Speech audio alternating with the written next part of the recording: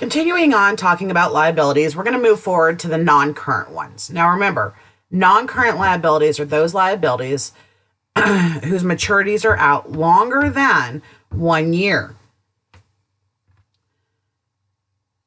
With non-current liabilities, interest on this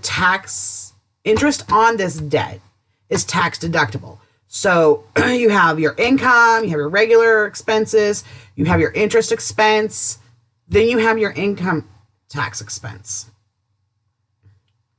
When we pay out dividends to our stockholders, that reduction in cash is not tax deductible. So for a lot of organizations, the after-tax cost of debt can actually be less than the cost of the equities, meaning that they will pay less in interest costs than they would in paying out dividends. This gives some organizations a preference to carrying long-term debt rather than issuing additional stock. Long-term debt can provide what's called positive financial leverage. Leverage is the difference between return on income and return on equity. So let's look at that.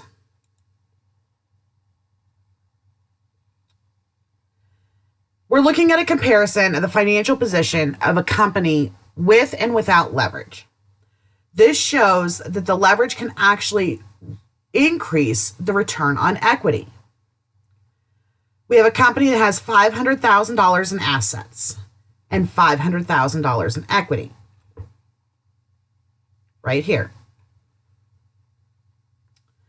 Without liabilities or related interest expense on the debt, they have a return on investment of 20%. Basic return on investment equation here. Now let's consider the effect if the same company had a total of $500,000 in assets, but had a combination of liabilities and equities. So we have $150,000 in liabilities and $350,000 in equity. 8% interest must be paid on the debt, which is $12,000 per year.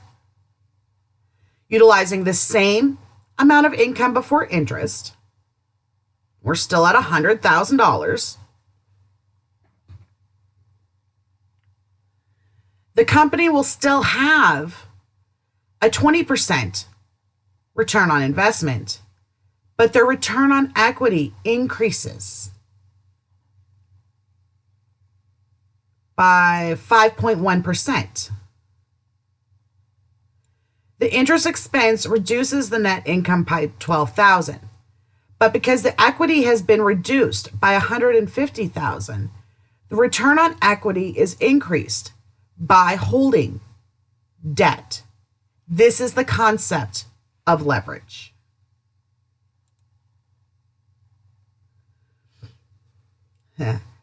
So now we're going to talk about bonds. I will load a bunch of other videos directly about bonds from other classes, so they're not this textbook.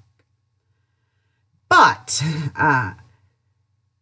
here are some bond terminologies that you have to know. This is some jargon that is just there, and unfortunately, there's no other way around it. The terminology that surrounds bond explains some of the unique characteristics of the bonds.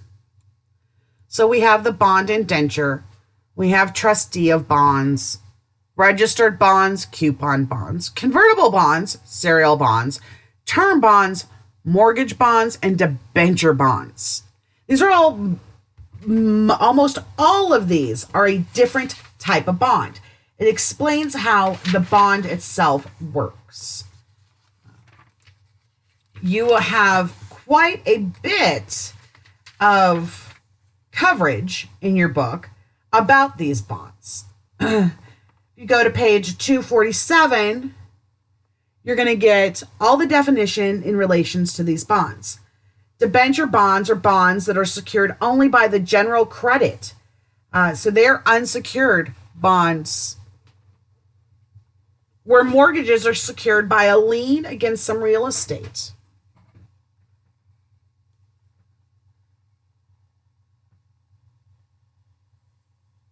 Term bonds require a lump sum repayment of the face amount of the bond at the maturity date.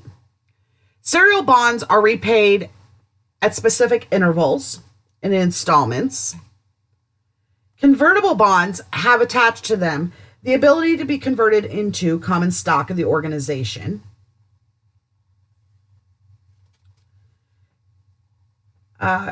Basically, all bonds are either registered or coupon bonds.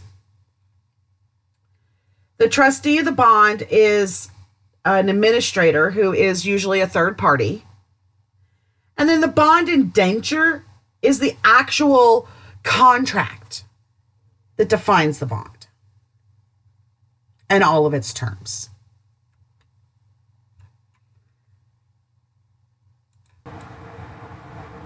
So bonds. A bond certificate states its face, par, or principal value. And isn't that fun when there are 3 words that basically mean the same thing? The maturity date,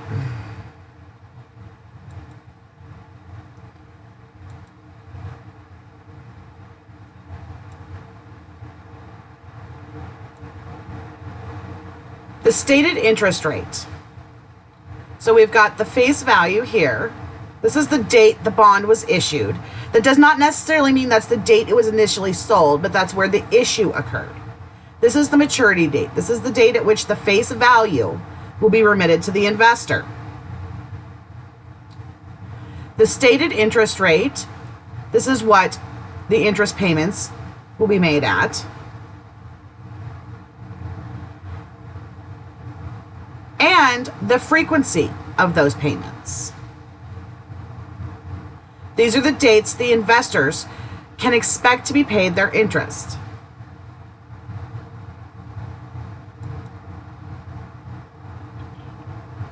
When a bond is issued at par value, it's issued at the stated or the face value of the bond.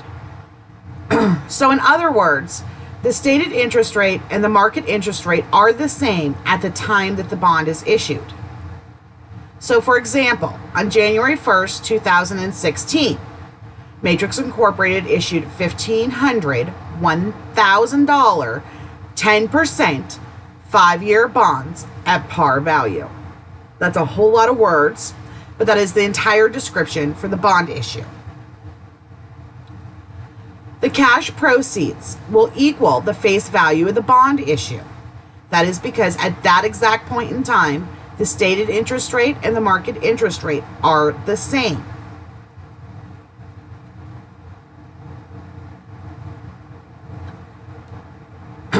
Those cash proceeds equal $1.5 million. That is 1,500 times 1,000. Cash is debited for $1.5 million, and the bonds payable, the obligation at maturity, how much we borrowed, is credited for $1.5 million. Assets and liabilities on the horizontal model will both increase by $1.5 million.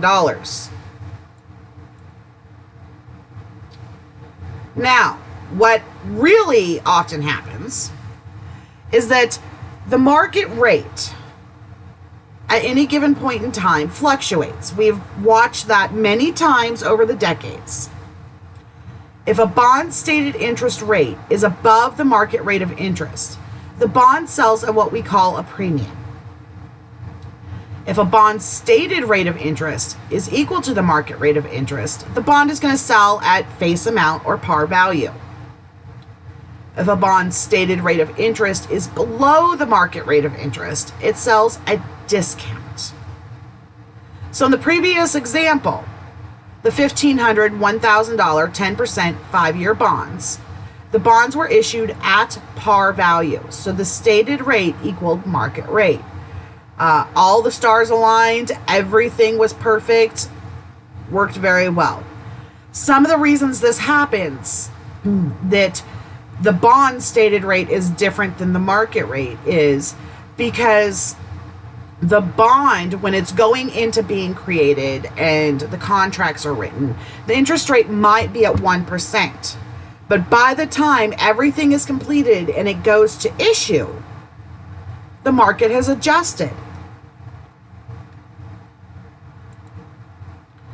So let's look at an issuance when the bond is issued at a discount. So on January 1st, 2016, Matrix Incorporated issued 1,500, 1,000, 10% 5-year bonds, paying interest semi-annually on June 30th and December 31st. Since the 10% interest rate that is the stated rate of the bond is less than the 12% market rate of interest at that point in time, the bond issue will sell at a discount. The reason this happens, and I want you to think about this as we go across the next several slides. If I have $1,000 that I can invest,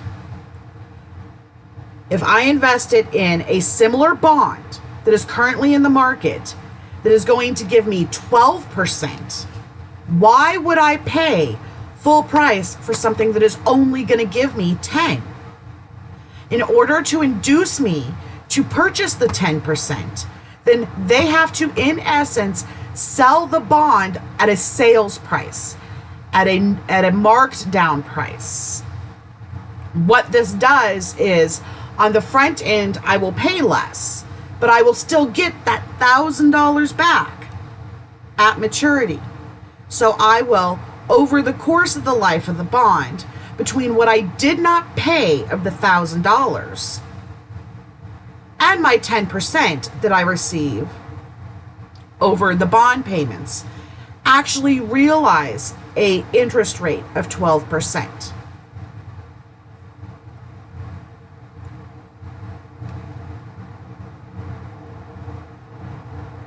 Using this information, let's look at what happens with the bond issued at a discount.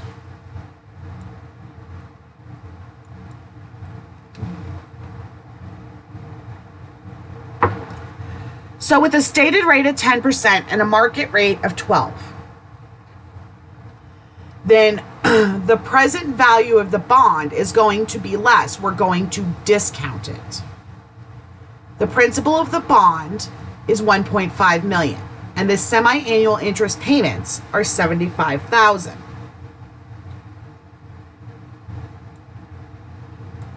The semi-annual interest is 1/2 of the annual rate, 5%. This is because the interest on the bonds will be paid twice a year. The market rate is used to determine the present value factor. Interest equals 5%. The number of the semi-annual interest payments will be 10. That is 5 years times twice a year.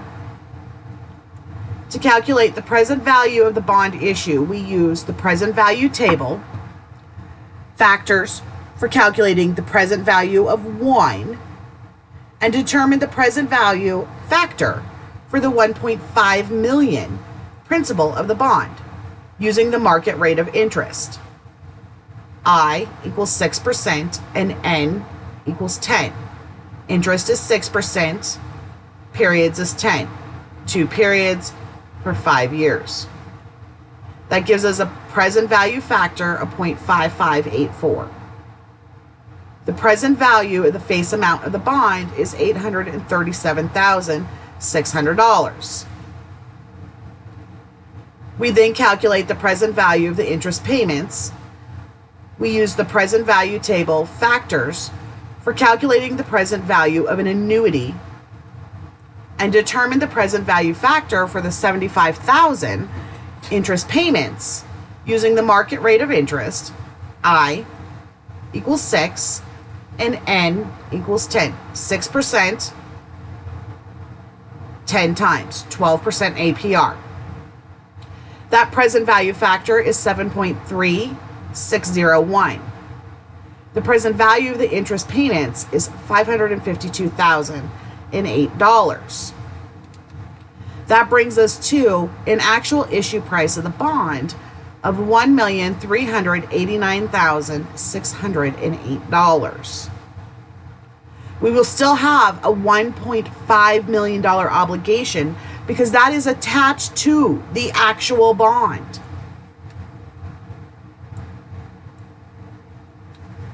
So when this occurs, when we receive the $1,389,608 for our obligation of $1.5 million, we need to recognize that there is a discount on the bonds payable that needs to be accounted for.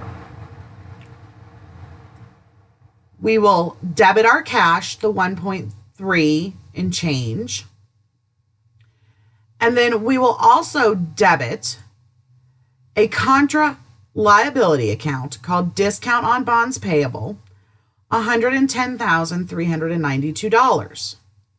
We will credit the bonds payable. I know this says short-term debt. It should say bonds payable account, $1.5 million.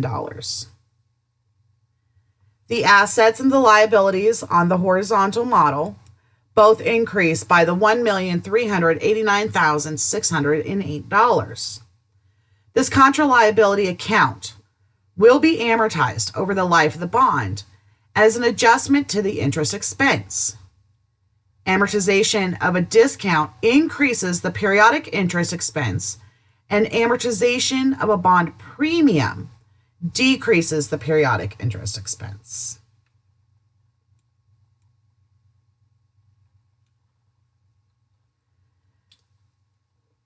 Over the life of the bond, that discount has been added to the bond as we experience that additional interest expense. Eventually, the bonds payable account will true up to the full $1.5 million. When we settle the bond, when we pay it out at face value at maturity, then we will reduce our liability by $1.5 million with a payout of cash of $1.5 million. You'll notice here that assets decrease $1.5 million and liabilities decrease $1.5 million, resulting in a balance of the accounting equation. Some bonds are what are called callable, meaning that they can be retired early. When bonds are retired early, then there are some additional things that have to go into account.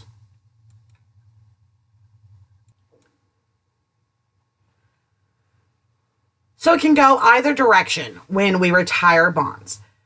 In this instance, because we have bonds were issued at discount, we're going to incur a loss. These specific bonds that we just talked about, they're retired early for a payout of $1,020,000. Matrix will record a loss on the retirement of the bonds for the unamortized discount of $62,000 and the payment in excess of the principal amount, $20,000. To retire the bonds payable will be debited $1 million because they're retiring $1 million of the face value of the bonds.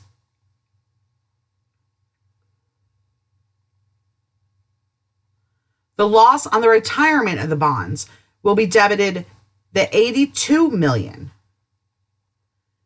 Discount on bonds payable will be credited for the $62 million, and cash will be credited for the payment of the $1,020,000 to retire the bond issue. Assets will decrease $1,020,000, and liabilities will decrease $938,000, and a loss of $82,000 will be recognized on the horizontal model. Now you're probably thinking, why would you take this loss? Well, what may have happened is that they have the adequate cash to call these bonds back. They're retiring them at 102, 1 million of it at 102. They may have the ability at this juncture to either take out a loan or the interest rate, the current market interest rate may have adjusted. And instead of 10% on it, maybe there is an 8%. Maybe the cost of borrowing in the market has dropped. So they'll take a current loss, do another issue, and come out better.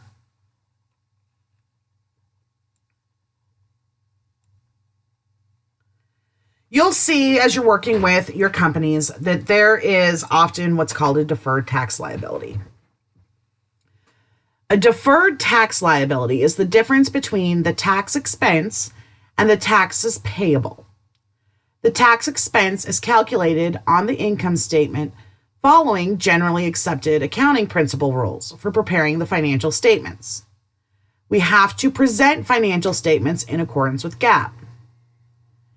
Income taxes payable are calculated following the Internal Revenue Service rules, which are different. Sometimes there is something between the two that causes a variance.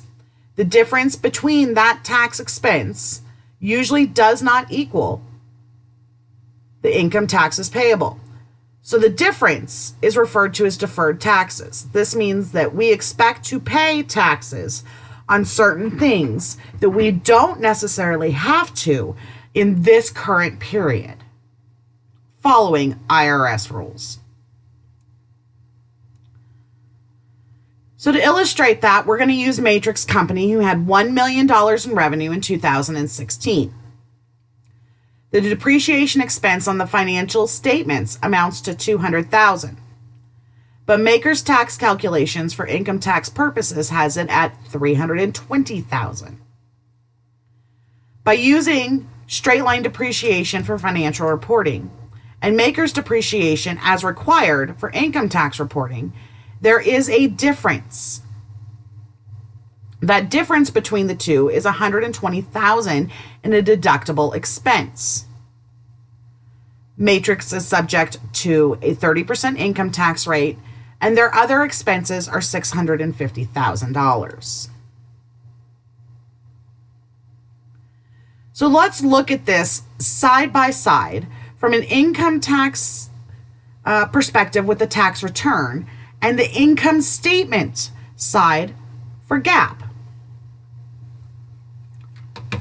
We have a difference of $120,000 in the depreciation line, which results in a difference in income before taxes of $120,000. For financial statement purposes, in order to match the expense with the revenue that was generated, we would have an income tax expense of $45,000. But as the result of Makers, which is the only difference that we're looking at here, we only have a $9,000 payment that needs to be made this year. Now that difference, that $120,000 difference in depreciation, will come into play in future periods. So there is $36,000 of deferred tax liability that we expect to come about as we move through the useful life of the assets. Remember, Makers is very accelerated on the front side.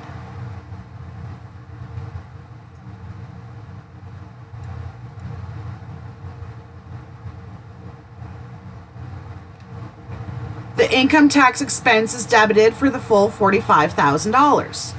This is what was calculated for financial reporting. This matches the expenses with the revenues that were generated. The income tax payable is then credited for $9,000. This is what was calculated on the tax return. This is the amount that we will actually write a check to the IRS for. And then a deferred tax liability is credited for the difference, the $36,000. Total liabilities increased by $45,000 and expenses increased by $45,000 on the horizontal model, keeping the accounting equation in balance. Now, last but not least are, of course, some other non-current liabilities. These are hard to define as they are obligations that can relate to pension plans, employee benefit plans, deferred compensation plans, bonus plans. They aren't always there in all organizations, and they can be accumulated with underneath different assumptions. Expenses related to these plans are accrued and reflected in the income statement of the fiscal period in which the benefits are earned by the employees. Some companies pay post-retirement benefits. The 2006 standard applies to post-retirement benefit plans, as well as sorry, my brain stopped for a second. The 2006 standard applies to post-retirement benefit plans. So they use the word pragmatic reasons here, but basically post-retirement benefits are measured in a different manner.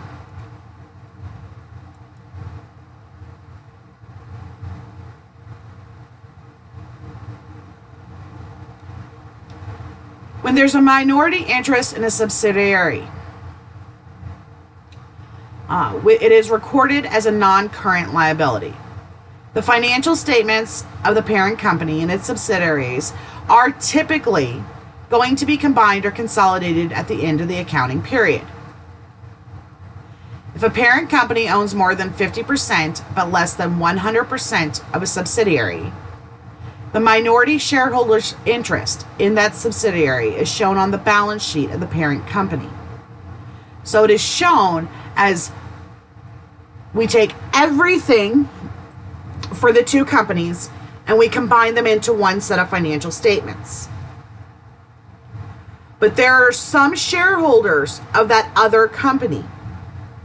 We show that as a non-current liability, stating that of all of the assets and everything else, X amount of it has an obligation tied to it to owners that don't have a majority interest in the subsidiary organizations.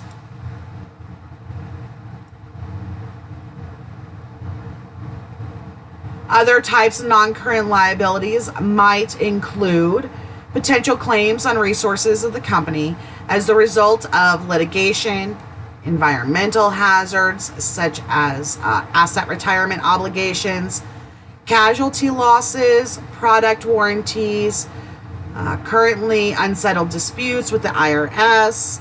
These are all called contingent liabilities. A loss contingency depends on the likelihood of an adverse outcome, the dollar amount of the potential loss, and whether the occurrence is reasonably estimable. If there's only a remote possibility of an adverse outcome, then no disclosure is required. If an adverse outcome is reasonably possible, then what we do is we do disclosure. That's a note. When the adverse outcome is probable, the dollar amount of the loss is known or reasonably estimable, then the liability has to be accrued and disclosure notes are also prepared. If the dollar amount of the potential loss is not reasonably estimable, then only disclosure notes are required. Remember, we have to be able to measure it, and there needs to be a high probability in order for it to actually be recognized or accrued.